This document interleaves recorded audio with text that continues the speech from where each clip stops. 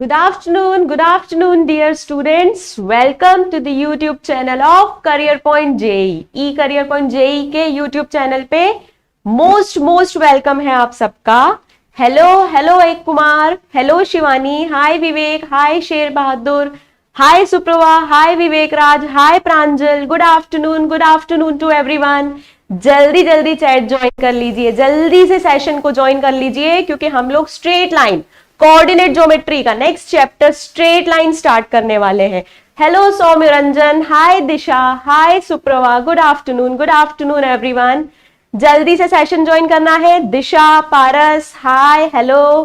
Friends के साथ भी शेयर करना है क्योंकि स्ट्रेट लाइन हम लोग साथ में पढ़ेंगे तो ज्यादा मजा आएगा. स्ट्रेट लाइन कोऑर्डिनेट ज्योमेट्री का सेकेंड चैप्टर है. पॉइंट हम लोगों ने कंप्लीट कर लिया है और मैंने को पॉइंट के टाइम भी यही बात कही थी और स्ट्रेट लाइन के टाइम भी सेम बात बोलने जा रही हूं कि ये चैप्टर आपने पढ़ा है ना तो आपसे इसके मेंस एडवांस के क्वेश्चन बनने की प्रोबेबिलिटी बहुत हाई होती है. बहुत ज्यादा प्रोबेबिलिटी होती है कि क्वेश्चन आपसे बन जाएगा.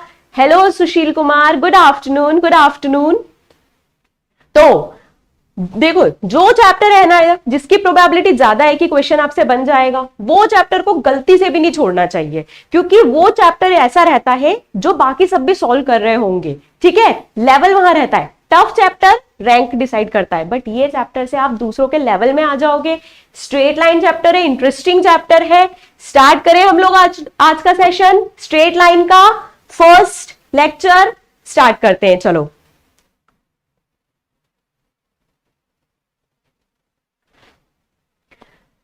अब हम लोग कोई भी चैप्टर डेफिनेशन से क्यों स्टार्ट करते हैं क्योंकि सालों से मैथमेटिशियंस एक बहस करते हैं कि मैथ्स इज डिस्कवर्ड और इन्वेंटेड. क्योंकि हम क्या करते हैं, हर चीज का एक डेफिनेशन बना देते हैं और मैथ्स में उस डेफिनेशन को फॉलो करना बहुत इंपॉर्टेंट होता है. हाँ बेटा, नोट्स मिलेगा. If it's not available I will ask them. तो आप ECP की जो ऐप है उसको डाउनलोड करना, उसमें आपको ये सारे सेशन के PDFs मिल जाएंगे. ठीक है, तो हम लोग बोल रहे थे कि मैथ्स इज डिस्कवर्ड और इन्वेंटेड क्योंकि हमने क्या किया है ना, हमने हर चीज को डिफाइन करके रखा है और उस डेफिनेशन के अंदर ही हर चीज आना चाहिए. तभी हम लोग बोलते हैं कि मैथमेटिकल सेंस होता है उस चीज का. मैथमेटिकल सेंस के लिए एक डेफिनेशन होती है, उस डेफिनेशन को किसी भी चीज को फॉलो करना बहुत ही जरूरी होता है. तो स्ट्रेट लाइन का क्या डेफिनेशन है? स्ट्रेट लाइन का एक बहुत सिंपल सा डेफिनेशन है. आप लोग फेमिलियर तो हो स्ट्रेट लाइन से बट एक बार डेफिनेशन देख लेते हैं कि इसका डेफिनेशन है कि अगर मैं कोई 2 पॉइंट लेती हूं. ठीक है, अगर मैं कोई 2 पॉइंट ले रही हूं और एक तीसरा पॉइंट इस लाइन पे ऐसे मूव कर रहा है कि वो हमेशा ये दोनों पॉइंट्स के साथ कोलिनियर है. तीसरा पॉइंट ऐसे मूव कर रहा है कि वो दोनों पॉइंट्स के साथ कोलिनियर है. हेलो ज्योति प्रकाश, हाय. ठीक है, विदाउट पॉइंट के स्ट्रेट लाइन समझ में आएगा? बिल्कुल आएगा क्योंकि पॉइंट का जो यूज है ना स्ट्रेट लाइन और सर्कल जैसे चैप्टर्स में वो इंपॉर्टेंट फॉर्मूलाज में है. तो जहां भी यूज आएगा आई विल मेंशन फॉर्मूला. अगर आप वो यूज कर सकते हैं तो आपको स्ट्रेट लाइन बहुत इजीली समझ में आ जाएगा. ठीक है, हाय स्नेहा, हाय एवरीवन. जल्दी से ज्वाइन करो ताकि हम लोग डेफिनेशन पे ही है, अभी डेफिनेशन पे है. आगे बढ़ेंगे, एक साथ बढ़ेंगे तो ज्यादा मजा आएगा. So what I was saying कि 2 पॉइंट है, एक प्लेन में 2 पॉइंट है. तीसरा पॉइंट ऐसे मूव कर रहा है कि वो इन दोनों पॉइंट्स के साथ कोलिनियर है, मूव कर रहा है और एक कंडीशन अप्लाई है. इस चीज से आप समझ जाओगे कि लोकस की बात हो रही है. ठीक है, लोकस की बात हो रही है, ये हम सबको समझ में आ गया. एक और तरीके से देख सकते हैं कि हमने एक कर्व लिया. ठीक है, उस पे एक लाइन सेगमेंट ले लिया. मान लो ये AB एक लाइन सेगमेंट है. अब इस पे हम कोई भी पॉइंट लेंगे ना, वो पॉइंट हमेशा लाइन सेगमेंट के ऊपर ही आना चाहिए. वो पॉइंट लाइन सेगमेंट से डिस्ट्रैक्ट नहीं होना चाहिए. ये दोनों चीजें आपको समझ में आई? बहुत सिंपल सी चीज है. पहली है कि it is a curve such that every point on the line segment joining any 2 point lies on it. ठीक है, every point on the line segment joining any 2 point on it lies on it. Line segment कोई सा भी ले लो, उसका हर point उसी line पे आना चाहिए. तो ये स्ट्रेट लाइन हो गया, ऐसा कर्व है. ठीक है, दूसरी चीज क्या है कि हम लोगों ने 2 पॉइंट लिए, P एक मूविंग पॉइंट है, P एक मूविंग पॉइंट है, ऐसे मूव कर रहा है कि वो दो गिवन पॉइंट्स के साथ हमेशा कोलिनियर है, ऐसे मूव कर रहा है। कोलिनियर वर्ड ही लाइन से आया है। आप लोग ने पहले भी सुना होगा कि कोलिनियर वर्ड कहां से आया है, तो एक लाइन लेते हैं उससे आया हुआ है। तो स्ट्रेट लाइन की डेफिनेशन के लिए ये नेसेसिटी है कि स्ट्रेट लाइन पे हम कोई भी 3 पॉइंट लेंगे ना, वो कोलिनियर होना चाहिए। कोलिनियर होना चाहिए तो आप समझ गए हो, कोलिनियर की हमने कंडीशन देखी थी कि अगर हम लोग 3 पॉइंट्स ले और उससे बनने वाले ट्रायंगल का एरिया 0 है तो तीनों पॉइंट्स कोलिनियर होते हैं। डेफिनेशन सारे बच्चों को अच्छे से समझ में आ गई। आगे बढ़े हम लोग, बहुत सिंपल सी चीज है। स्ट्रेट लाइन क्या होता है, स्ट्रेट लाइन की हमने डेफिनेशन देख ली। स्टैंडर्ड डेफिनेशन इसलिए देखी क्योंकि ये जरूरी है कि हम लोग जो डिफाइन किया गया है उसको समझे कि 2 पॉइंट्स है, पॉइंट तीसरा पॉइंट ऐसे मूव कर रहा है कि वो बाकी दोनों पॉइंट्स के साथ कोलिनियर है। ठीक है, आगे बढ़ते हैं। सेकेंड, अब हम लोग क्या करने जा रहे हैं, डेफिनेशन देख ली, अब हम लोग धीरे धीरे स्ट्रेट लाइन के बारे में छोटी छोटी चीजें पढ़ेंगे। पहली चीज। दूसरी चीज, हम लोगों को अपना जो मेन चैप्टर है उसको नहीं भूलना है, कोऑर्डिनेट ज्योमेट्री। तो अब हम स्ट्रेट लाइन पढ़ रहे हैं, वेरी गुड, बट अलजेब्रा की हेल्प से पढ़ रहे हैं तो कोऑर्डिनेट किसी भी हालत में नहीं भूलना है। एक्स एक्सिस और वाई एक्सिस अब आपके साथ में रहने वाला है थ्रू आउट कोऑर्डिनेट ज्योमेट्री। ठीक है, तो अब स्ट्रेट लाइन के छोटे छोटे और पार्ट्स देखते हैं। पहली चीज है inclination of line. Inclination of line क्या होता है, तो वो होता है कि अगर आपने एक लाइन कोऑर्डिनेट एक्सिस पे ड्रॉ करी, कोऑर्डिनेट एक्सिस लिया, उस पे आप लोगों ने एक लाइन ड्रॉ करी है। ठीक है, अब वो लाइन एक्स एक्सिस से कुछ ना कुछ एंगल बना रही होगी, वाई एक्सिस से भी कोई एंगल बना रही होगी। अगर 2D है हमारे पास, 2D है हमारे पास, यानी कि हमारे पास एक एक्स एक्सिस है, एक वाई एक्सिस है। ठीक है, रैंडमली कोई सी भी लाइन ले लो। अब ये एक्स एक्सिस से एक तो ये एंगल बना रही है, ये एक्स एक्सिस से एक तो ये एंगल बना रहे, वाई एक्सिस से बोलेंगे तो आप बोलोगे एक ये एंगल भी हो सकता है, ये एंगल भी हो सकता है। तो इंक्लिनेशन, क्योंकि सब लोग सेम टाइप से चीजों को समझे, उसके लिए एक इंक्लिनेशन डिफाइन कर दिया गया है। क्या डिफाइन किया गया है कि पॉजिटिव एक्स एक्सिस के साथ, पॉजिटिव एक्स एक्सिस के साथ lowest positive angle, positive x axis के साथ, positive direction of x axis के साथ स्मॉलेस्ट नॉन नेगेटिव या फिर पॉजिटिव एंगल जो रहेगा उसको हम लोग बोलते हैं इंक्लिनेशन ऑफ लाइन। ठीक है, एक लाइन है एक्स एक्सिस वाई एक्सिस दोनों को इंटरसेक्ट कर रही है तो मल्टीपल इंक्लिनेशन हो सकते हैं। आप बोल सकते हो ये वाई एक्सिस के साथ ये एंगल बना रहा है, वाई एक्सिस के साथ ये एंगल भी बना रहा है, और जरूरी नहीं है कि हम क्लॉकवाइज डायरेक्शन में या एंटी क्लॉकवाइज डायरेक्शन में देखें, कोई भी डायरेक्शन में। तो एक कॉमन चीज कर दी गई है कि पॉजिटिव एक्स एक्सिस के साथ स्मॉलेस्ट नॉन नेगेटिव एंगल जो रहेगा उसको हम लोग बोलेंगे इंक्लिनेशन ऑफ लाइन। समझ में आ गया? Hello Jitendra, hello. Someone is asking कि यूट्यूब से जेई क्रैक हो सकता है कि नहीं। आपके ऊपर डिपेंड करता है। अगर आप हर लेक्चर को सिंसियरिटी से पढ़ते हो, क्वेश्चंस जो है वो पूरे सॉल्व करते हो, और फिर अगर हेल्प चाहिए तो फिर आप जो भी आपको इंस्टीट्यूट पसंद है उसके मटेरियल की हेल्प लेते हो, तो यूट्यूब से जेई क्रैक हो सकता है। It's up to you. ठीक है, will this lecture help for advance? It is basic lecture for straight line. तो बेसिक तो इंपॉर्टेंट होता ही है। आप एडवांस लेवल कब समझ पाओगे? जब आप बेसिक लेवल समझोगे। ठीक है, इंक्लिनेशन ऑफ लाइन हम लोग ने समझ लिया कि क्या होता है, पॉजिटिव एक्स एक्सिस के साथ लोएस्ट नॉन नेगेटिव एंगल। ठीक है, अब देखो स्लोप ऑफ लाइन। पहली चीज हमने पढ़ ली इंक्लिनेशन ऑफ लाइन, दूसरी चीज हम पढ़ेंगे slope of line. Slope of line थोड़ा सा एक कदम आगे बढ़ जाओ तो इंक्लिनेशन ऑफ लाइन अगर एक एंगल थीटा है उसका tan ले लो, वो हो जाएगा स्लोप ऑफ लाइन। क्या किया? इंक्लिनेशन ऑफ लाइन अगर एंगल थीटा था तो हमने उसका tan ले लिया, वो एंगल हो जाएगा स्लोप। tan थीटा आपका हो जाएगा स्लोप। अब tan थीटा ही क्यों लिया गया है? Why tan theta? हम लोग साइन ले सकते थे। देखो इंक्लिनेशन है, एंगल है, एंगल कैसे मूव कर रहा है उसके लिए ट्रिग्नोमेट्रिक रेशियोज टोटल 6 होते हैं। 6 में से कोई सा भी ट्रिग्नोमेट्रिक रेशियो यूज कर सकते थे। ठीक है, बट कोऑर्डिनेट ज्योमेट्री जब मैंने स्टार्ट किया था तो मैंने ये बात बोली थी, और मैं बार बार ये बात बोलूंगी कि हम लोग मैथ्स पढ़ते ही इसलिए है ताकि चीजों को सिंपल बना सके। जहां चीज सिंपल दिख रही, क्वेश्चन सॉल्विंग में भी अगर यही माइंडसेट रखोगे कि ये क्वेश्चन सबसे इजी वे में कैसे हो सकता है, तो you would be a winner. तो tan थीटा लेने के पीछे एक स्पेसिफिक रीजन है, वो आप अभी देखोगे कि क्या है वो रीजन। अब डिनोशन देख लेते हैं। स्लोप हो गया tan theta, theta is not equals to pi by 2। ये क्यों मेंशन किया गया है?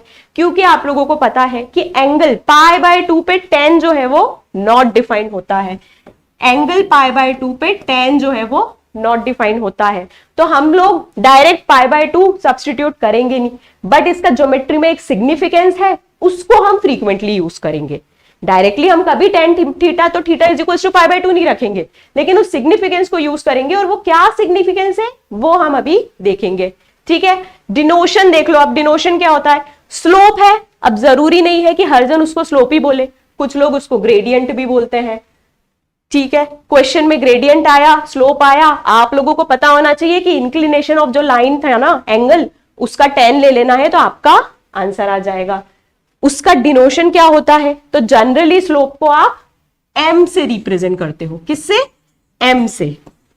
अब ये चीज ऐसा है कि आप कोई भी लेटर से रिप्रेजेंट कर सकते हो, बट अगर सब सेम कन्वेंशन फॉलो कर रहे हैं तो आपको क्वेश्चन समझना भी इजी होता है और क्वेश्चन को सॉल्व करना भी इजी होता है। तो अगर सब स्लोप को m से डिनोट करते हैं तो हम लोग भी स्लोप को m से ही डिनोट करने वाले हैं। अब देखो tan थीटा, मैंने बोल दिया स्लोप tan थीटा होता है। अब आप लोगों ने ट्रिग्नोमेट्रिक रेशियोज पढ़ा हुआ है। ट्रिग्नोमेट्रिक रेशियोज अगर पढ़ा हुआ है तो tan कैसे मूव करता है क्वाड्रेंट्स में, ये भी आप लोगों को पता होगा। कैसे मूव करता है? तो आप बोलोगे tan 0 इज इक्वल्स टू 0 होता है। ठीक है, tan 0 इज इक्वल्स टू 0। दूसरी चीज आप बोलोगे कि tan 90 नॉट डिफाइन यानी इंफिनिटी होता है। ये भी मान लिया, tan 90 इंफिनिटी या फिर नॉट डिफाइन होता है। ठीक है, 0 से 90 में tan एक एक्यूट एंगल होता है। 0 से 90 में tan एक एक्यूट एंगल होता है। ठीक है, 0 to 90, सिंपल सी बात है। और एक्यूट है, that's why it is positive. First quadrant में होता है, पॉजिटिव होता है। सिमिलरली 90 से 180, तो ये इंफिनिटी से माइनस इंफिनिटी मूव करता है, इंफिनिटी से 0 मूव करता है, नेगेटिव हो जाता है। सेकेंड क्वाड्रेंट में tan जो है वो नेगेटिव रहता है। तो अगर आपसे कोई बोले कि ये x एक्सिस के साथ एक एक्यूट एंगल बना रहा है, तो आप ये समझ जाओगे कि स्लोप की वैल्यू पॉजिटिव है। और अगर आपसे कोई बोले कि ये x axis positive x axis के साथ ऑब्ट्यूज एंगल बना रहा है, तो आप समझ जाओगे कि स्लोप की वैल्यू नेगेटिव है, क्योंकि स्लोप जो होता है वो एंगल का tan लिया रहता है। tan जो है वो नेगेटिव आ जाएगा। ठीक है, बहुत छोटी सी चीज है, समझ में आई आपको? यहां पे tan थीटा पॉजिटिव है, यहां पे tan थीटा नेगेटिव है। ये चीज समझ में आई आपको? स्लोप समझ में आया? स्लोप क्या किया हमने? tan ले लिया, m से डिनोट करते हैं। उसके बाद देखते हैं कि अब ये 0 और इंफिनिटी का क्या मतलब होता है। तो मैंने बोला कि tan 0 0 होता है। अब 0 का मतलब क्या है कि पॉजिटिव x एक्सिस के साथ जो आपकी लाइन है वो 0 डिग्री का एंगल बना रही। पॉजिटिव x एक्सिस के साथ 0 डिग्री का एंगल ये होता है। ठीक है, पर क्या जरूरी है कि यही एंगल हो? मैं इसको अगर पैरेलली ऊपर या नीचे शिफ्ट करूं, अगर हम लोग पैरेलल ऊपर या नीचे शिफ्ट कर रहे हैं तो भी तो 0 डिग्री होगा। ओके, मैं एक बार रिपीट कर देती हूं। मैं ये बोल रही थी कि हम लोग अभी देख रहे हैं कि tan 0 0 होता है। ठीक है, अब tan 0 का क्या मतलब है? तो 0 जो था वो इंक्लिनेशन ऑफ एंगल था। इंक्लिनेशन किसके साथ? पॉजिटिव x एक्सिस के साथ। तो हमने क्या किया? हमने पॉजिटिव x एक्सिस ली और उसके साथ 0 डिग्री का एंगल बनाने की कोशिश की। तो कैसे बनेगा? कोऑर्डिनेट एक्सिस है आपकी। ठीक है, ये x एक्सिस के अलोंग ही अगर कोई लाइन जा रही है, x एक्सिस के अलोंग कोई लाइन जा रही है, तो आप बोल सकते हो कि ये एंगल 0 है। हाँ, एक्स एक्सिस के अलोंग है तो 0 है, बट क्या जरूरी है कि वो एक्स एक्सिस के ऊपर ही लाई करे? ऐसा तो बिल्कुल भी जरूरी नहीं। देखो मैंने इसको थोड़ा सा ऊपर शिफ्ट किया और ये लाइन, अब बताओ ये लाइन एक्स एक्सिस के साथ कितना एंगल बना रही है? तो आप बोलोगे कि ये लाइन को जब हम नीचे शिफ्ट करेंगे तो ये एक्स एक्सिस के अलोंग जा रही है, तो ये भी एक्स एक्सिस के साथ 0 एंगल बना रही है, ये भी एक्स एक्सिस के साथ 0 एंगल बना रही है। इसका मतलब कि एक्स एक्सिस के पैरेलल कोई भी लाइन हो, ये लाइन हो, ये लाइन हो, ये लाइन हो, एक्स एक्सिस को इंक्लूड कर लो, कोई भी लाइन एक्स एक्सिस के पैरेलल होती है तो उसका जो इंक्लिनेशन है वो 0 होता है। तो स्लोप जो है विच is tan of theta, inclination angle, slope भी क्या हो जाएगा? 0 हो जाएगा। ठीक है, एक्स एक्सिस के पैरेलल है तो इंक्लिनेशन क्या हो रहा है? इंक्लिनेशन इसका आ जा रहा है 0। अगर इंक्लिनेशन 0 है दैट मीन्स कि इसका slope which is tan theta, ये भी 0 हो जाएगा because theta is equals to 0। Ma'am live classes का टाइम क्या है? लाइव क्लासेस डेली आपकी 1 PM पे स्टार्ट हो जाती है। ठीक है, अब दूसरी चीज देखते हैं।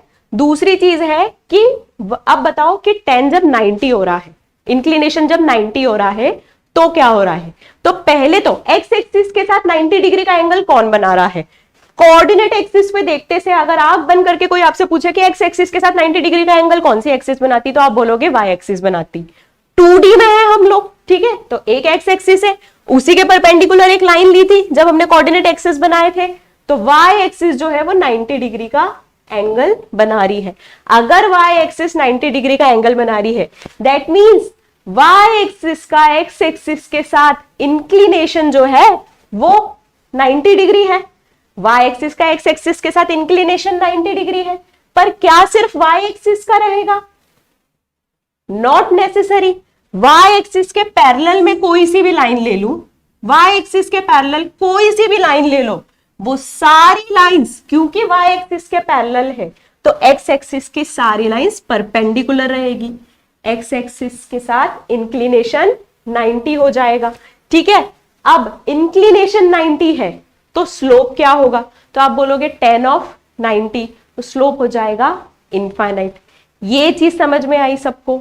दो इंपॉर्टेंट पॉइंट्स लिखे हैं हमने कि स्लोप 0 रहेगा अगर एक्स एक्सिस के लाइन पैरेलल है तो, और वाई एक्सिस के लाइन पैरेलल है तो स्लोप इनफाइनाइट रहेगा। अब आप लोगों को क्वेश्चन जो आएगा, क्वेश्चन में ये हमेशा बोला जाएगा कि line is parallel to x axis. ये डिडक्शन आपको खुद को करना है कि इसका मतलब स्लोप 0 है। हाँ, very good, slope will be equal to infinite because tan 90 is infinite. तो ये दोनों चीज समझ में आ गई। बहुत छोटे से कंसेप्ट है। हम लोगों ने इंक्लिनेशन देख लिया, इंक्लिनेशन था एक्स एक्सिस के साथ, पॉजिटिव एक्स एक्सिस के साथ स्मॉलेस्ट पॉजिटिव एंगल, वो था इंक्लिनेशन। स्लोप देख लिया, tan ऑफ दैट इंक्लिनेशन ले लो, जो भी एंगल निकला है आपके इंक्लिनेशन का उसका tan ले लो। अब हमने tan जो है वो कैसे डिफाइन हो रहा है, क्योंकि हम tan ले लिया ना, अब ट्रिग्नोमेट्रिक रेशियोज के साथ तो हम लोग कंफर्टेबल होते हैं, क्योंकि ट्रिग्नोमेट्रिक रेशियोज हम इतना पढ़ चुके होते हैं, याद रहता है हमको tan 0 0 है, tan 90 90 है, tan 180 0 है, कैसे मूव कर रहा है। तो tan 0 0 यानी एक्स एक्सिस के साथ line parallel, tan of 90 is infinity यानी वाई एक्सिस के साथ लाइन पैरेलल। ये दोनों छोटे छोटे कंसेप्ट सबको समझ में आ गए हैं। तो क्या हम लोग आगे बढ़े? चलो देखते हैं। Now we have to find slope of any two slope of line with the help of coordinate of any 2 point, slope of line with the help of coordinate of any 2 point। अब यहां पे मैं आपको बताऊंगी कि हमने tan ही क्यों लिया। अभी 2 स्लाइड्स पहले मैंने बोला था कि स्लोप क्या होता है, स्लोप की डेफिनेशन हमने पढ़ी थी, और स्लोप की डेफिनेशन पढ़ते पढ़ते मैंने बोला था कि ट्रिग्नोमेट्रिक रेशियोज 6 होते हैं, 6 में से हमने 10 को क्यों सिलेक्ट किया वो आपको यहां पे पता चलने वाला है। देखो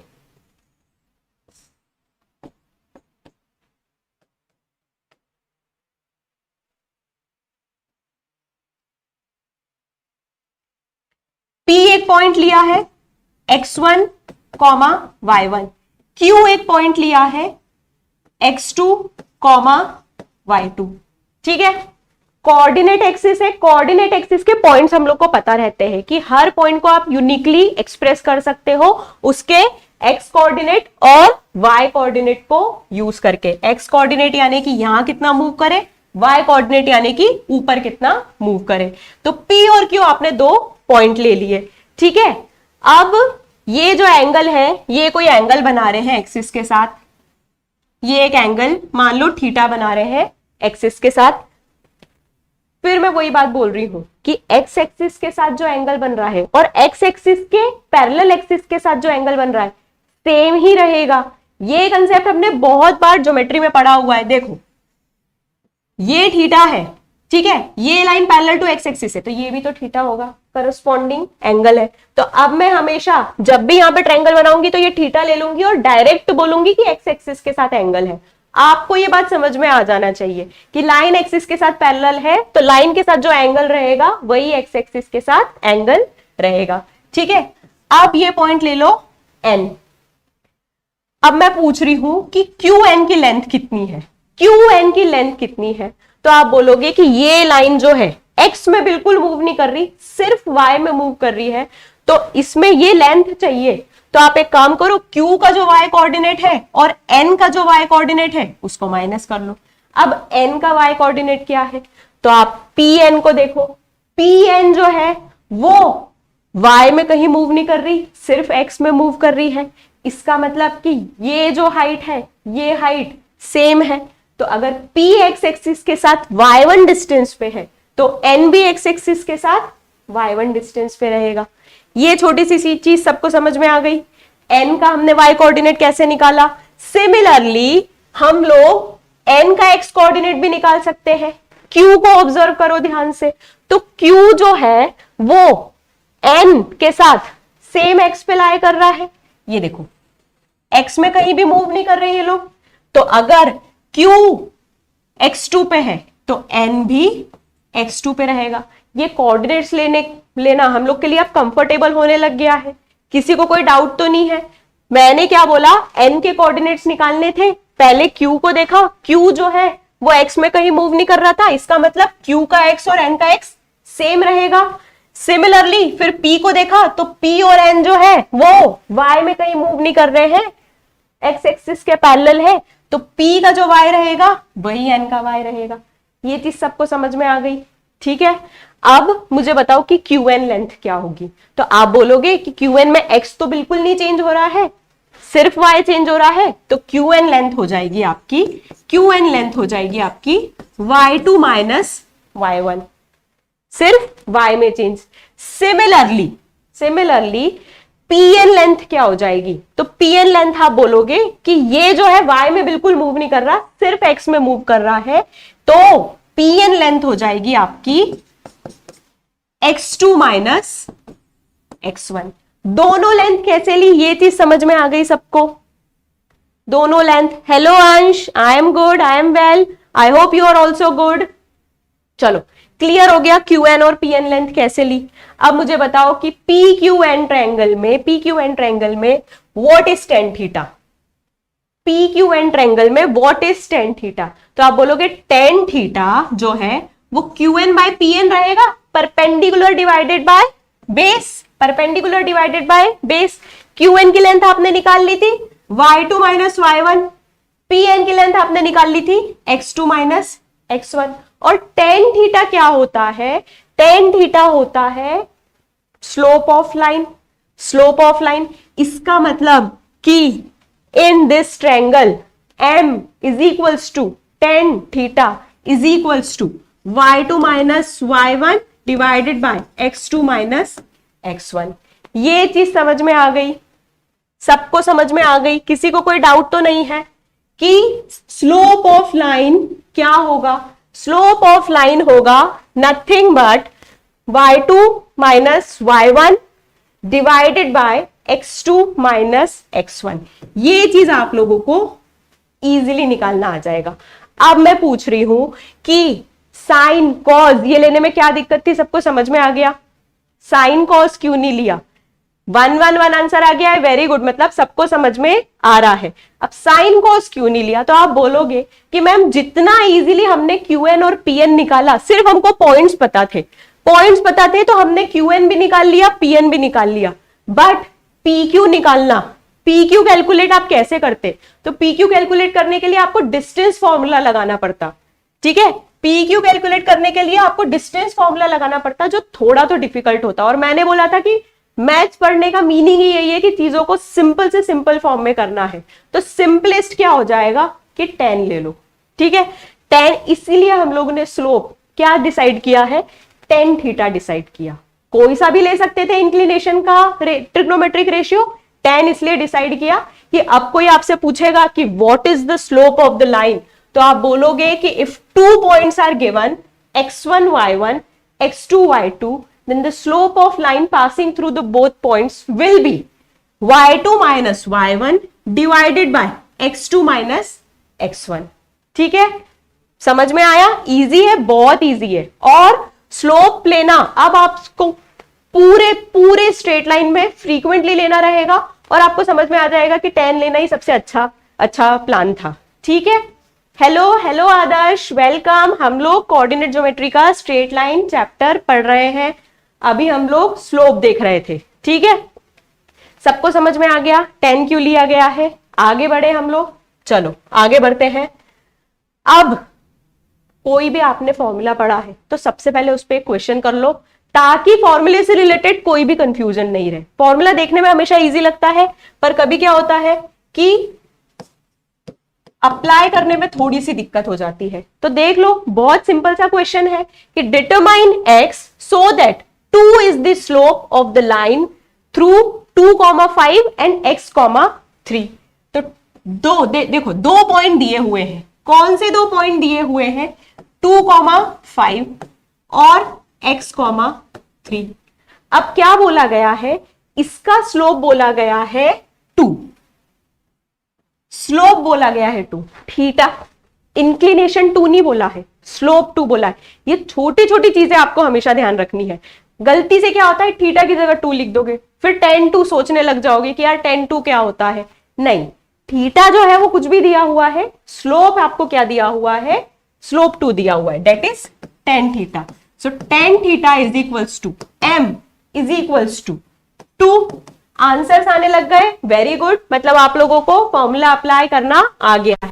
अप्लाई करके देखते हैं। It will be y2 minus y1 divided by x2 minus x1। So 2 will be equals to y2 minus y1 यानी कि 3 माइनस 5, ठीक है, x2 माइनस x1 यानी कि x minus 2।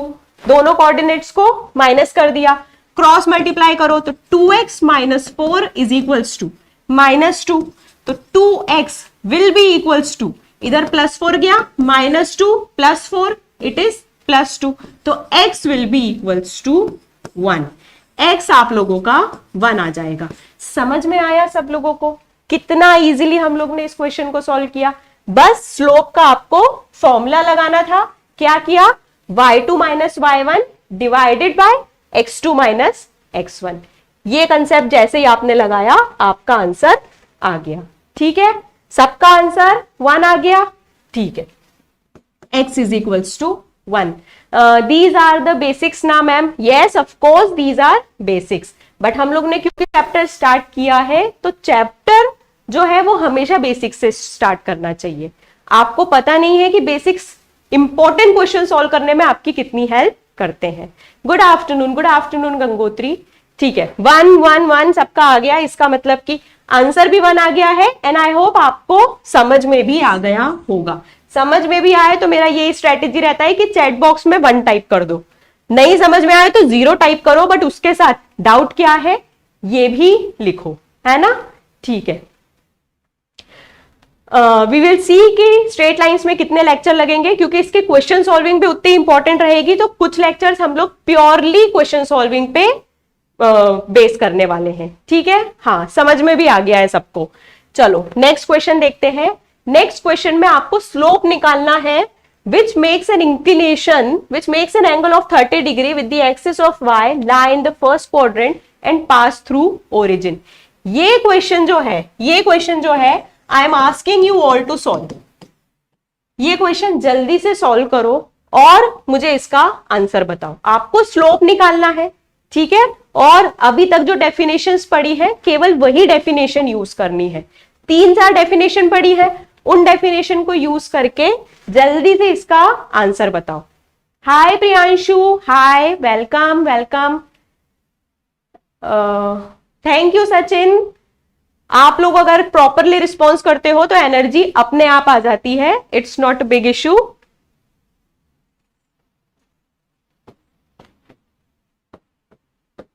I am giving you all some time. Question एक बार attempt करके देखो क्या पूछा गया है क्वेश्चन में। हर लाइन ध्यान से पढ़ो, जो जो अभी तक डेफिनेशन पढ़ी उसको यूज करो और इसका आंसर जल्दी से बताओ। You have to find slope of line which makes an angle of 30 degree with the axis of y lie in the first quadrant and passes through origin। एक एक लाइन पढ़ते जाओ, उसको अप्लाई करते जाओ और फाइनल आंसर बताओ, ठीक है।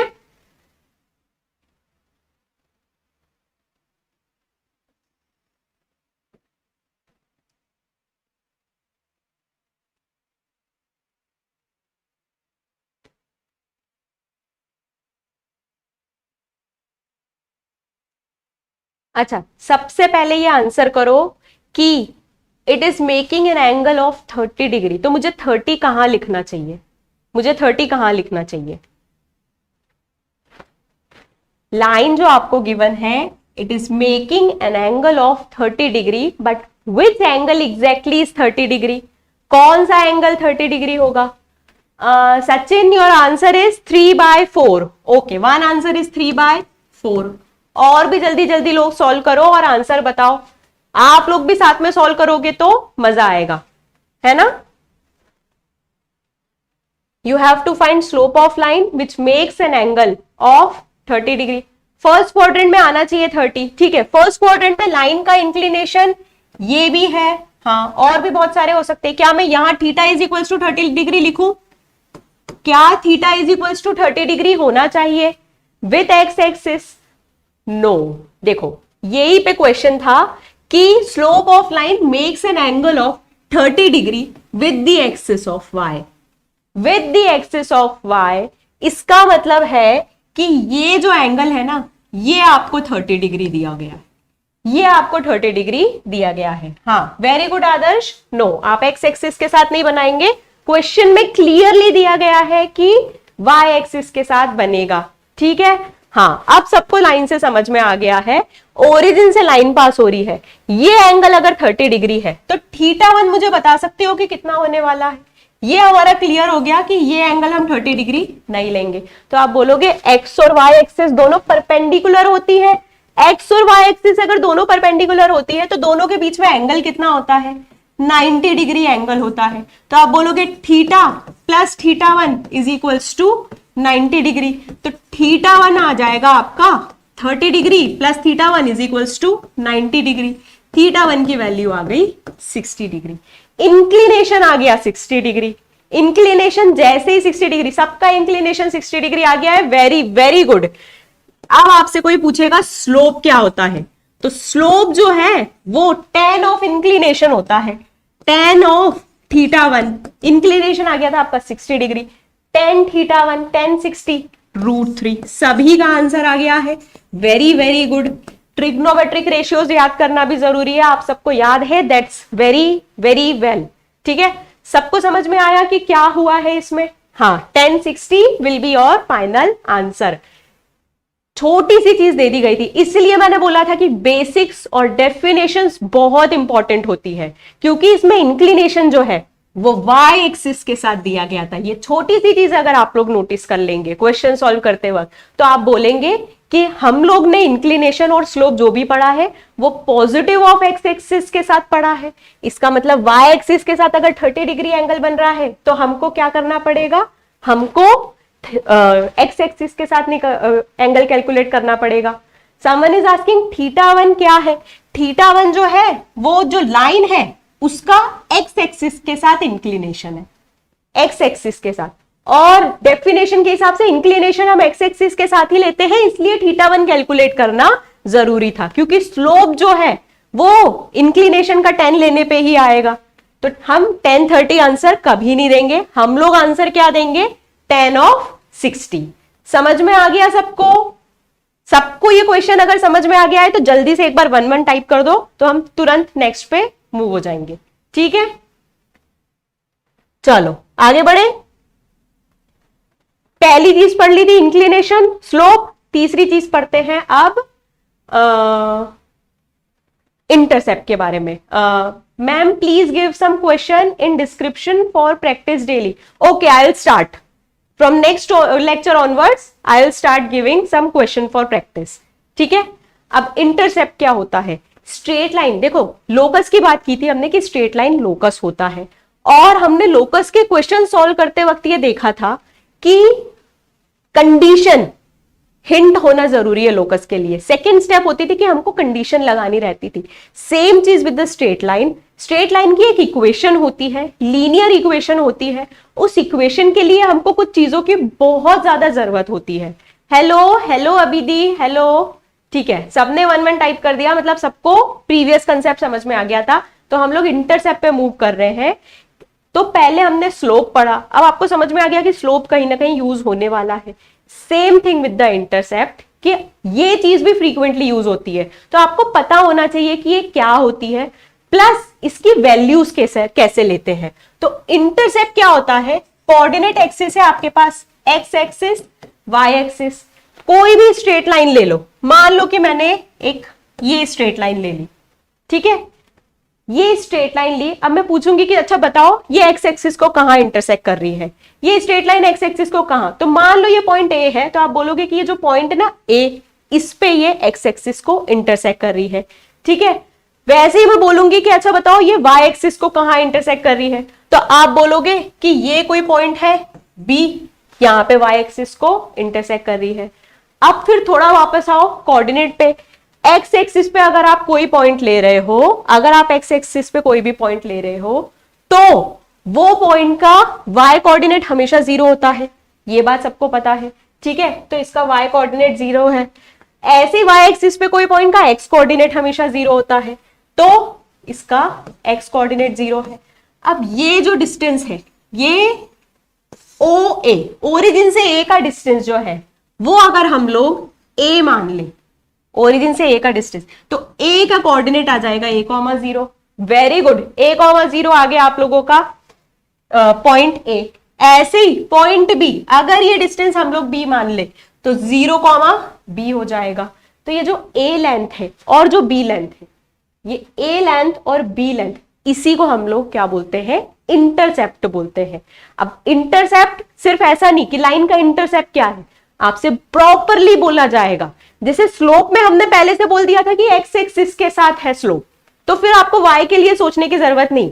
यहां पे आपको बोला जाएगा intercept of line with y axis, intercept of line with x axis. तो आपको ये बात पता होनी चाहिए कि लाइन जो है वो जहां एक्स एक्सिस को इंटरसेक्ट कर रही है वो आपका एक्स इंटरसेप्ट हो जाएगा, और वाई एक्सिस को इंटरसेक्ट कर रही है वो आपका वाई इंटरसेप्ट हो जाएगा। और एक्स एक्सिस को इंटरसेप्ट कर रही है तो सिर्फ आपको एब्सिसा देखना है, और वाई एक्सिस को इंटरसेक्ट कर रही है तो सिर्फ आपको ऑर्डिनेट देखना है। ये चीज सबको समझ में आ गई। बहुत सिंपल सा कंसेप्ट है, बहुत सिंपल सा कंसेप्ट है।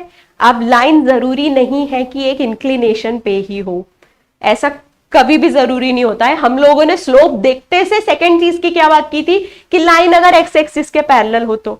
एब्सिसा क्या होता है, हम लोग जो x1, y1 कोऑर्डिनेट्स बोलते हैं ना, उसमें x कोऑर्डिनेट को एब्सिसा बोलते हैं और y कोऑर्डिनेट को ऑर्डिनेट बोलते हैं। ठीक है, someone has written the equation of line also, m अगर गिवन स्लोप है तो वेरी गुड। हम लोग forms of straight line, equation, different forms of straight line में ये सारी इक्वेशंस भी पढ़ने वाले हैं। अभी हम लोग इंटरसेप्ट की बात कर रहे थे, और मैंने ये बोला था कि जरूरी नहीं है कि कोई भी लाइन एक इंक्लिनेशन पे हो। लाइन एक्स एक्सिस के पैरेलल भी हो सकती है, लाइन एक्स एक्सिस के परपेंडिकुलर यानी वाई एक्सिस के पैरेलल भी हो सकती। तो अब बताओ कि ये लाइन है, इसका एक्स इंटरसेप्ट क्या होगा, वाई इंटरसेप्ट तो सबको दिख रहा है कि ये वाई एक्सिस के साथ डिस्टेंस कैलकुलेट कर लेंगे। एक्स इंटरसेप्ट क्या होगा, तो आप हमेशा बोलोगे कि एक्स एक्सिस की अगर लाइन पैरेलल है तो एक्स इंटरसेप्ट उसका इनफाइनाइट होता है। तो दूसरी लैंग्वेज मिल गई आपको क्वेश्चन में, दूसरी लैंग्वेज मिल गई कि अगर आपसे क्वेश्चन में बोला जाए that given line is has infinite x intercept, तो आप समझ जाओगे कि वो लाइन जो है एक्स एक्सिस के पैरेलल है। पहली लैंग्वेज क्या थी? The given line has slope 0। दूसरी लैंग्वेज क्या आ गई? The given line has x intercept as infinite. ये डिफरेंट लैंग्वेज क्वेश्चन में यूज होती है, उससे पता चलता है कि आपकी बेसिक डेफिनेशंस कितनी स्ट्रांग है। क्वेश्चन आप प्रोसीड जब ही करोगे जब आपको पहली लाइन समझ में आ जाएगी।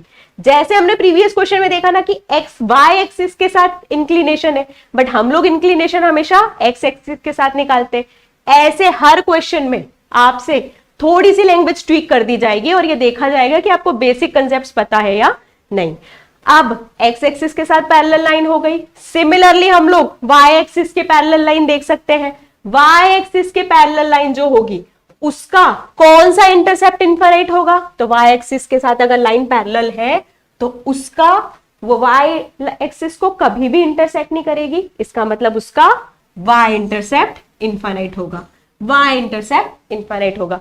इंटरसेप्ट सबको समझ में आ गया? सबको अच्छे से? अच्छा, पॉजिटिव होता है नेगेटिव होता है, कैसे समझ में आएगा? तो देखो, पॉजिटिव ऑफ एक्स, ये पॉजिटिव एक्स एक्सिस है, ठीक है, तो ये इंटरसेप्ट पॉजिटिव। वहीं पे अगर लाइन नेगेटिव एक्स एक्सिस को कट कर रही होती तो इंटरसेप्ट नेगेटिव हो जाता। इंटरसेप्ट पॉजिटिव और नेगेटिव कब होगा? तो अगर लाइन पॉजिटिव एक्स एक्सिस को कट करेगी तो पॉजिटिव होगा, नेगेटिव एक्स एक्सिस को कट करेगी तो नेगेटिव होगा। ऐसे ही पॉजिटिव वाई एक्सिस को कट करेगी तो पॉजिटिव वाई इंटरसेप्ट, और नेगेटिव वाई एक्सिस को कट करेगी, ये लाइन मान लो ऐसे जा रही है, तो ये इंटरसेप्ट क्या हो जाएगा? नेगेटिव हो जाएगा।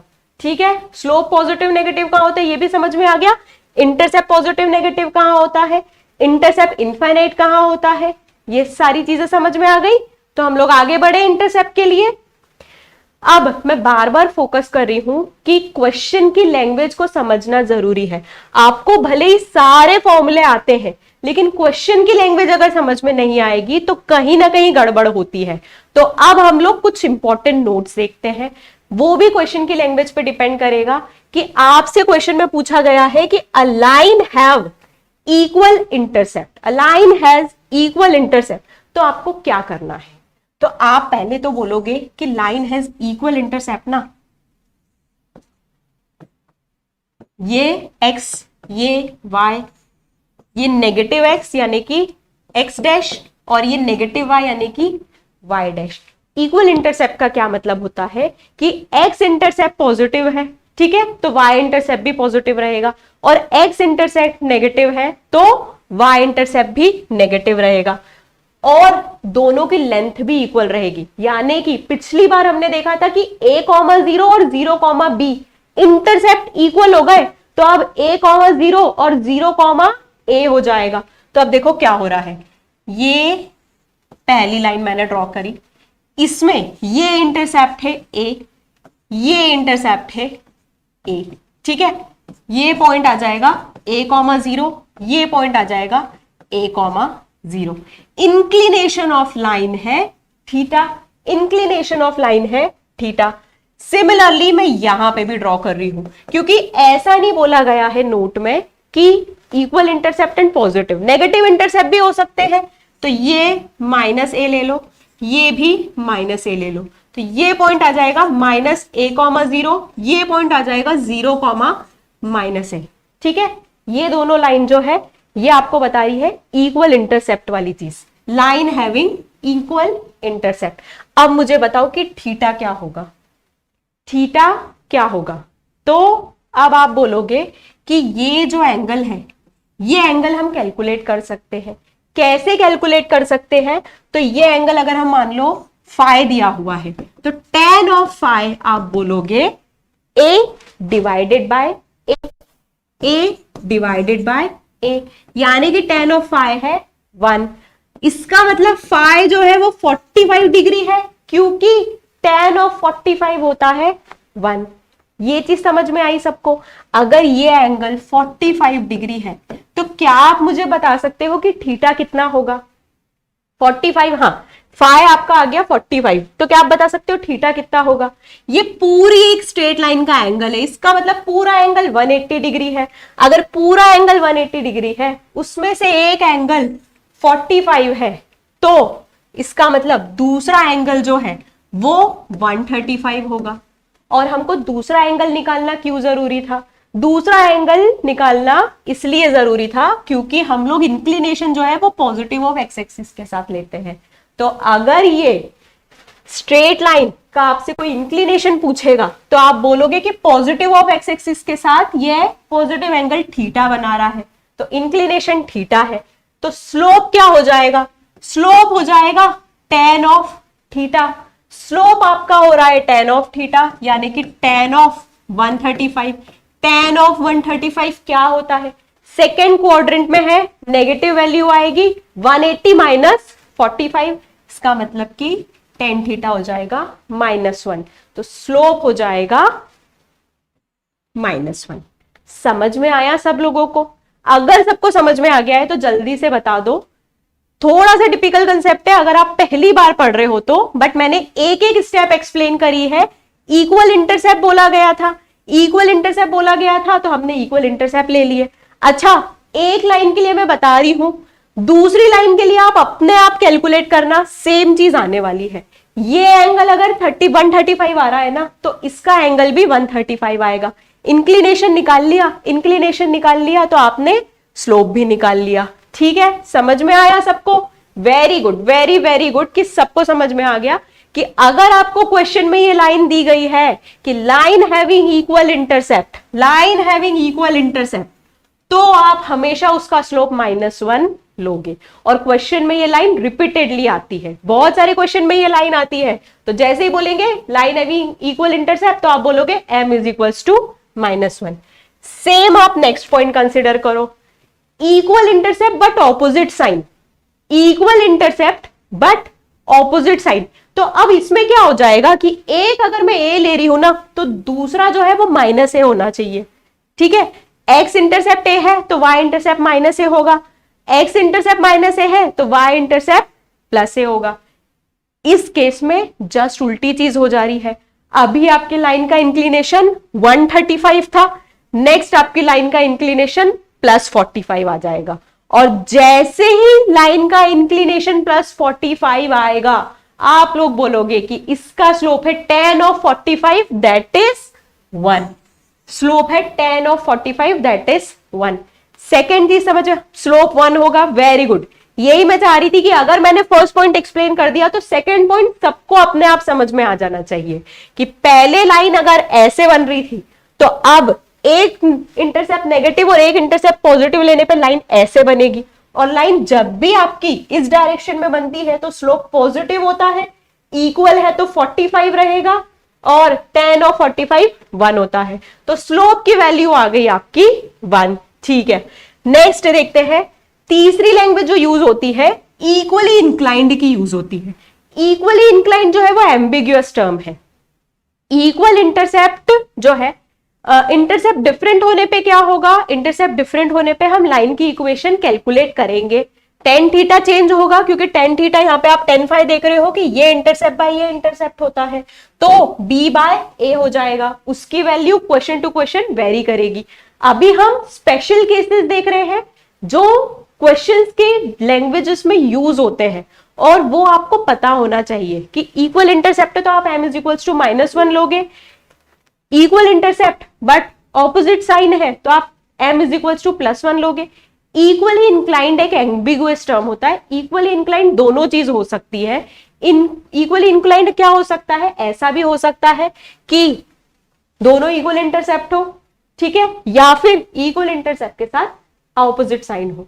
मैथ्स में मजा आ रहा है? बहुत अच्छी बात है, मैथ्स में मजा आना चाहिए। It's very interesting subject. ठीक है, अब एम्बिगुअस है तो m इज इक्वल्स टू +1 भी हो सकता है, -1 भी हो सकता है। m की दोनों ही वैल्यूज पॉसिबल रहती है। तो क्वेश्चन में आए कि line is equally inclined with coordinate axis, तो आप m is equals to +-1 put करना नहीं भूलना। अगर आपने सिर्फ +1 पुट किया तो आपसे एक आंसर मिसिंग होगा, सिर्फ -1 पुट किया तो भी एक आंसर मिसिंग होगा। आपको भी मजा आ रहा है मैथ्स में, very very good, that's what I want कि आप लोग एंजॉय करें लेक्चर को, है ना। इक्वली इंक्लाइन टर्म समझ में आ गया, आगे बढ़ते हैं। Line cutting of equal non zero distances, equal non zero distances, ये भी एक एम्बिगुअस टर्म होता है। यहां पे भी आपको स्लोप जो है वो प्लस माइनस यूज करना जरूरी है, +-1 यूज करना। इसलिए मैं बोलती हूँ कि लैंग्वेज समझना सीखो। क्वेश्चन में अगर पूछा गया है इक्वल नॉन जीरो डिस्टेंसेस, तो आप m इज इक्वल टू +-1 रखना अगर भूल गए, सिर्फ +1 रखा तो आपका क्वेश्चन गलत हो जाएगा, ठीक है।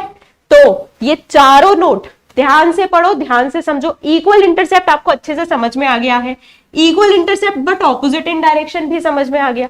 तो ये समझ जाओ कि बाकी जो दोनों केसेस होंगे ना, कौन से केसेस, कि इक्वली इंक्लाइन या फिर equal non zero distances. Distances है, क्लियर नहीं किया गया है कि पॉजिटिव डिस्टेंसेस से ले रहे या नेगेटिव, ठीक है। तो इसका मतलब क्वेश्चन भी करा, हाँ क्वेश्चन भी करेंगे, बट उसके लिए हमको पहले लाइन की इक्वेशंस पढ़ना जरूरी रहेगा। कंसेप्ट अब अभी हम देख रहे हैं, क्योंकि हमने स्लोप पढ़ लिया, इंटरसेप्ट पढ़ लिया, तो अब दोनों को कंबाइन करके देख रहे हैं कि इंटरसेप्ट पे स्लोप कैसे डिपेंड करता है, ठीक है। ये चारों चीजें समझ में आ गई है सबको, चारों चीजें क्लियर है, तो हम लोग आगे बढ़े जल्दी से। एक भी बच्चा चैट बॉक्स में 1 टाइप कर देगा तो मैं आगे बढ़ जाऊंगी, तो जल्दी से 1 टाइप कर दो चैट बॉक्स में, तो हम लोग नेक्स्ट चीज देख सकते हैं जल्दी जल्दी। तो हम लोग नेक्स्ट लेक्चर को इनिशिएट करना, नेक्स्ट लेक्चर आपका पूरा इसी चीज पे डिपेंड करने वाला रहेगा, तो उसका हम स्टार्टिंग आज ही पढ़ेंगे, हमेशा ऐसा करना चाहिए। एसके जी सर बहुत जल्दी आपकी क्लासेस लेंगे। अभी वो आपके एक्स्ट्रा सेशंस ले रहे थे, काउंसलिंग की हेल्प के लिए हेल्प कर रहे थे बच्चों को, बट जल्दी से वो क्लास लेने वाले हैं, ठीक है। ओके, सबको समझ में आ गया। तो अब हम आते हैं मेन थीम पे। स्ट्रेट लाइन हम लोग इतनी देर से पढ़ रहे थे, बट अभी तक हमने उसके न्यूसेंस देखे हैं, स्ट्रेट लाइन के बारे में छोटी छोटी सी चीजें देखी थी। अब हम आए हैं मेन चीज पे, which is different form of line. Different form of line मतलब equation of line. Equation of line अब कैसे निकालना है। इक्वेशन से आप लोगों को सबसे पहले लोकस ध्यान आना चाहिए, क्योंकि हमने बोला था कि इक्वेशन जो है लोकस की क्या होती है कि एक्स और वाई में ऐसा रिलेशन बताते हैं, एक्स और वाई में एक ऐसा रिलेशन बताते हैं जो उस कर्व पे आने वाले हर पॉइंट को सेटिस्फाई करे और दूसरे किसी पॉइंट को सेटिस्फाई ना करे। यानी कि इक्वेशन निकालने का मतलब है कि अगर हम एक पर्टिकुलर स्ट्रेट लाइन की बात कर रहे हैं, अगर हम एक पर्टिकुलर स्ट्रेट लाइन की बात कर रहे हैं, तो ये हर पॉइंट उस इक्वेशन से सेटिस्फाई होना चाहिए। पर मैं बोलूं ये पॉइंट, तो ये पॉइंट उस इक्वेशन से सेटिस्फाई नहीं होना चाहिए।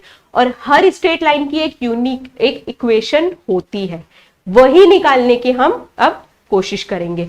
तो सबसे पहला केस जो है, सबसे पहला केस हम देखेंगे इजी स्ट्रेट लाइंस का। अब इजी स्ट्रेट लाइन क्या होती है? इजी स्ट्रेट लाइन होती है line parallel to coordinate axis, ठीक है। Slope intercept form is y is equals to mx plus C. Very good. Slope intercept form जो है वो y is equals to mx plus C होता है और वो बहुत यूज में आता है। पर हम लोग क्योंकि आज बेसिक से स्टार्ट कर रहे हैं ना, तो बेसिक यानी बिल्कुल बेसिक कि line parallel to coordinate axis है, तो अब इसकी इक्वेशन कैसे निकालनी है। तो पहले y एक्सिस के पैरेलल एक लाइन ले लो, y एक्सिस के पैरेलल एक लाइन ले लो, ठीक है। ये मैंने लाइन ले ली, इसको मैंने बोला है C, इसको मैं बोल रही हूं L। CL एक लाइन है, P इस पे एक मूविंग पॉइंट है, P इस पे एक मूविंग पॉइंट है। और क्योंकि ये y एक्सिस के पैरेलल लाइन है, देखो अगर ये y एक्सिस होती तो आप बोलते कि ये पॉइंट का y एक्सिस से डिस्टेंस 0 है, y एक्सिस का अपने आप से डिस्टेंस तो 0 होगा। अब ये y एक्सिस के पैरेलल है ना, तो इसका y एक्सिस से एक फिक्स डिस्टेंस होगा। क्या डिस्टेंस होगा? वो डिस्टेंस को हम मान लो स्मॉल c ले रहे हैं। This is capital C, this is small c। अब क्योंकि ये एक y एक्सिस के पैरेलल लाइन है, क्योंकि एक y एक्सिस के पैरेलल लाइन है, तो ये डिस्टेंस कभी भी चेंज नहीं होने वाला है। ये कंसेप्ट हमारा 9th और 10th में बहुत यूज आता है कि दो पैरेलल लाइन, इसका मतलब उन दोनों के बीच का परपेंडिकुलर डिस्टेंस हमेशा कांस्टेंट रहता है। इसका मतलब कि ये O और C में का डिस्टेंस अगर C है, तो ये मैं एक और परपेंडिकुलर डिस्टेंस ले लूं, मान लो M, तो ये डिस्टेंस भी हमेशा C रहेगा। ये छोटी सी बात समझ में आ गई सबको? यहां पे हम लोकस अप्लाई कर सकते हैं, यहां पे हम लोग लोकस अप्लाई कर सकते हैं, क्योंकि हमको एक कंडीशन मिल गई। जब तक कंडीशन नहीं मिलती ना, तब तक लोकस अप्लाई करना बहुत ही मुश्किल होता है। पर यहां पे हम लोगों को अब एक कंडीशन मिल गई कि इस लाइन पे जो भी पॉइंट मूव करेगा, जो भी पॉइंट मूव करेगा उसको अगर हम बोल दें h, k, तो उसका x कोऑर्डिनेट कांस्टेंट रहने वाला है, उसका x कोऑर्डिनेट कांस्टेंट रहने वाला है। तो हम लोगों ने बेसिक सब देख लिया कि एक CL लाइन ले ली which is parallel to the axis of y, ठीक है। It is passing through a point C on x axis such that OC is equals to C। ये सारी चीजें देख ली।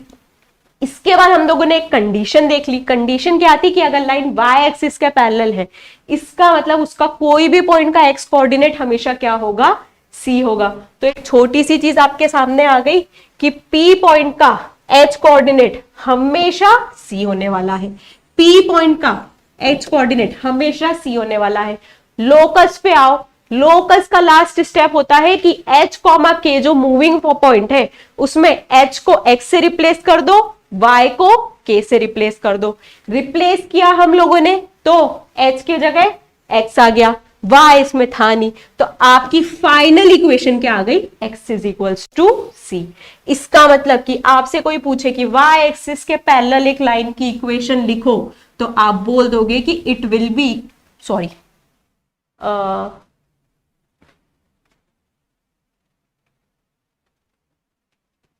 It will be equals to x is equals to c। समझ में आया सबको? सबसे इजी लाइन ली और उसकी इक्वेशन निकाली। इजी से स्टार्ट करेंगे तभी तो डिफिकल्ट पे पहुंच पाएंगे। तो y एक्सिस के पैरेलल लाइन ली।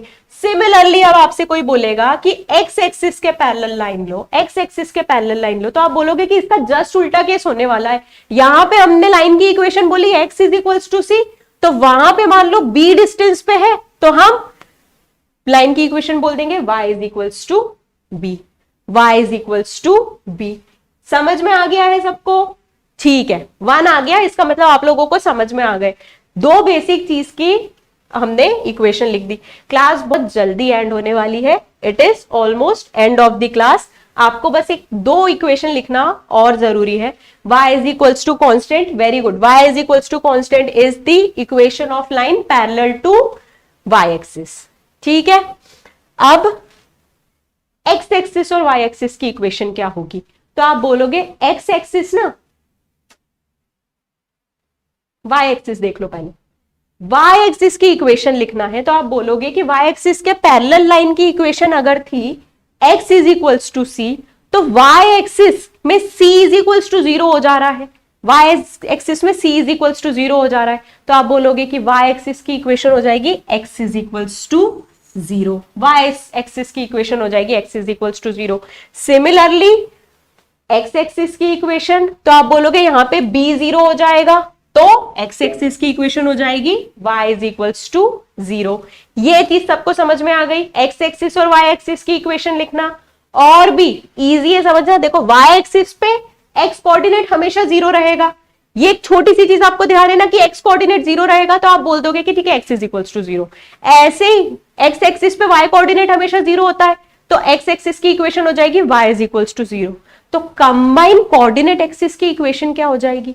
अगर हमको दोनों एक्सिस लिखना है कि x एक्सिस भी है और y एक्सिस भी है, तो आप बोलोगे कि कंबाइंड इक्वेशन हो जाएगी x into y is equals to 0। क्योंकि दो चीजों का जब प्रोडक्ट लेते हैं ना हम लोग, तो आप अपने आप ये बात समझ जाते हो कि दिस इज इक्वल्स टू 0 और दिस इज इक्वल्स टू 0।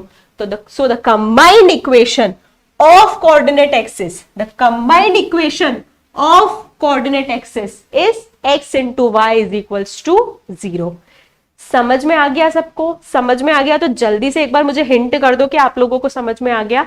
क्योंकि हमने क्या किया कि लाइन की इक्वेशन निकालना सीख रहे हैं, पर सबसे इजी लाइंस से सीख रहे हैं। सबसे इजी लाइंस कौन सी होती है? कोऑर्डिनेट एक्सिस के या तो पैरेलल लाइंस होती है या फिर खुद कोऑर्डिनेट एक्सिस होती है। ये लाइंस की इक्वेशन समझ में आ गई, तो हम लोग जो नेक्स्ट लेक्चर में स्टार्ट करने वाले हैं ना, कि ये different form of lines, line को हर तरीके से इक्वेशन निकालना सीखेंगे, वो आपके लिए इजी हो जाएगा। तो समझ में आ गया? 1 1 1, वेरी गुड वेरी गुड। तो बच्चा लोग जो भी आपने बोला है कि नेक्स्ट टाइम से मैं आपको और क्वेश्चन में कराऊं और हेल्प करूं, वी विल कंटिन्यू।